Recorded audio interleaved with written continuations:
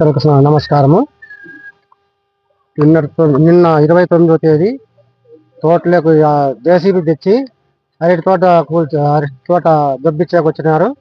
వచ్చిన తర్వాత నేనేమో ఏం మాట్లాడలే, వాళ్ళకి పక్కన ఊరికే కూర్చున్నాను.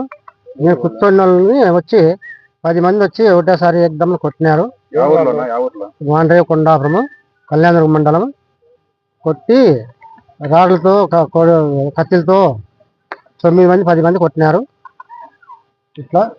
నీ పేరు ఏం పేరు? నా పేరు శర్మ సోలి. కొట్టింది ఎవరు? ఎందుకు? అల్లా బకాష్ అనేవాడు, రఫీ కొడుకులు, వాళ్ళు చుట్టుపక్కల ఉండే వాళ్ళంతా రౌడీలంతా. ఎందుకు వాళ్ళకు నేను ఐదు తోట పీకుతున్నారని నేనేం వాళ్ళనేం మాట్లాడలేదు. వాళ్ళు నాకు వచ్చి అదే పని వచ్చి ఈడి అంతా చేసిండే దాంట్లోని నాకు కొట్టినారు. ఆ తోట వచ్చి మా చిన్నాయన చేస్తాండేది, మా చిన్నాయన దస్తగిరి. వాళ్ళు కొట్లాడుతున్నప్పుడు నేనే వాళ్ళకేం అడ్డం పోలే, నేనే వాళ్ళేం మాట్లాడలే. వాళ్ళు జేసీబీ కానీ అడ్డం పోలే, వాళ్ళేం నేనేం టచ్ చేయలే.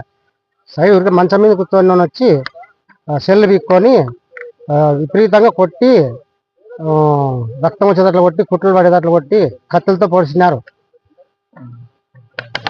చంపేదానికి సంపరా ముందు సంపరా ఫస్ట్ నన్ను చెల్లి పీక్కొని ముందు చంపేరు అయింది.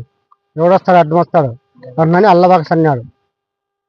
దస్తగిరి అనే తోట చేస్తా అంటే నేను వాళ్ళకి సాయం ఉన్నానని చెప్పి ఆడ తోటలో ఎప్పుడు ఉంటాను కదా, నేను తోటలోనే ఉంటాను కదా అంటున్నాని వాళ్ళకి కసితో నన్ను కొట్టినారు. వాళ్ళకి సంబంధము?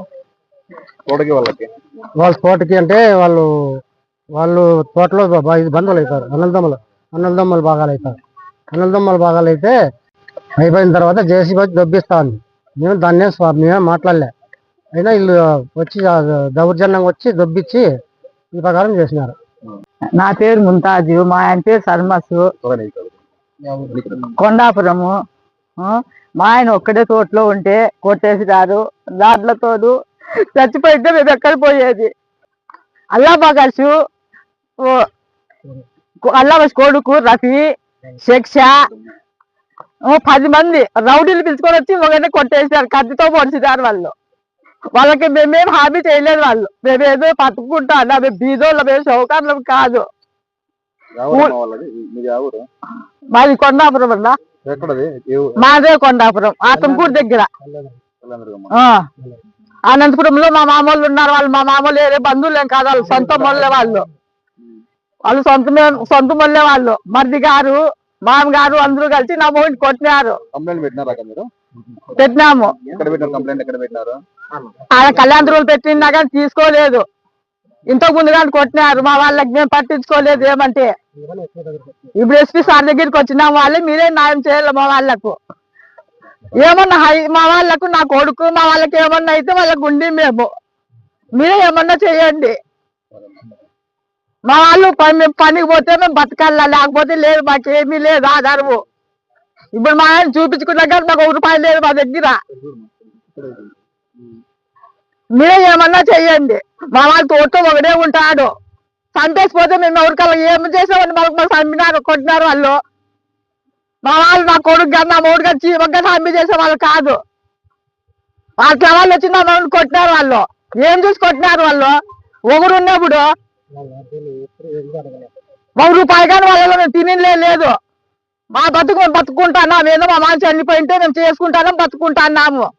వాళ్ళు ఎప్పటి నుంటో వచ్చి ఇప్పుడు భూములు కావాలంటే అటు నుంచి వస్తారు. వాళ్ళకు 30 ఏళ్ళు అయింది. వాళ్ళు డబ్బులు సంపాదించుకున్నారు దండిగా. మేమేమన్నా అడుగుతున్నాం వాళ్ళకి పోయి ఏమన్నా. నిన్నటి దినమున 29/3/2026 తేదీ జేసీబీలు వచ్చి మన తోటలోకి మాండ్రే పొలము కొండాపురం గ్రామము 674 2 లీటర్లు దాంట్లో అరటి తోట ఉంటే జేసీబీలు వచ్చి నిన్న పొద్దున 10 గంటలకి వచ్చి రాత్రి వరకు వాళ్ళు జేసీబీతో చెట్లని నూకేసినారు. నిన్నటి దినమున సిఐ సార్ దగ్గరికి పోయి కంప్లైంట్ ఇచ్చినాము. అక్కడ కళ్యాణం సిఐకి రూరల్లో. అది కాక వాళ్ళు ఇంజక్షన్ ఆర్డర్ కోసం కళ్యాణం పోయినారు. అక్కడ ఏం జరగలేదు, అక్కడ ఇంకా జరుగుతూనే ఉంది. అయినా కానీ వాళ్ళ తోటలోకి వచ్చి జేసీబీ ఎంఆర్ఓ గారిని అడిగినా కానీ నేనేం పేపర్ ఏమీ లేదు వాళ్ళకి. వాళ్ళంతకు వాళ్ళే వచ్చినారు. ఎంఆర్ఓ గారు కానీ చెప్పినారు నిన్నే, వాళ్ళు ఎటువంటి సంబంధం లేదు, తోటలో పోకూడదు అన్నా కానీ సిఐ గారితో వచ్చి వాళ్ళు తోటలోకి దిగినారు. తోటలోకి దిగి జేసీబీతో దౌర్జన్యంతో వచ్చి 15 మంది తోటలోకి వచ్చి వాళ్ళ దౌర్జన్యంతో రాడ్లు కత్తులతో వచ్చి, ఇంకా జేసీబీ డ్రైవర్ అయితే మాకు మీరు ఇచ్చినారంటే మిమ్మల్ని కానీ ఈడ బూట్ చేస్తాము అనే విధంగా వచ్చి చేసినారు. అయినా కానీ దాని భయంతో మేము వెళ్ళిపోయి సిఐ గారికి కంప్లైంట్ ఇచ్చినాము. అది కాక 100కి డైల్ చేసినాము. 100 చేస్తే అక్కడ స్పందన వచ్చింది, కానీ వాళ్ళ తోటలోకి వచ్చి ఏమి ఎంక్వైరీ చేయలేదు.